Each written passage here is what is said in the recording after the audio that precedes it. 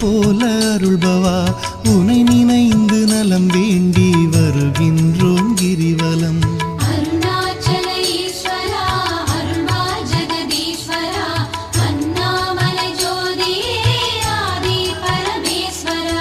ஈனம் ஒழித்து ஞானம் தரும் ஞான தீபமானவா உனை நினைந்து நலம் வேண்டி வருகின்றோம் கிரிவலம்.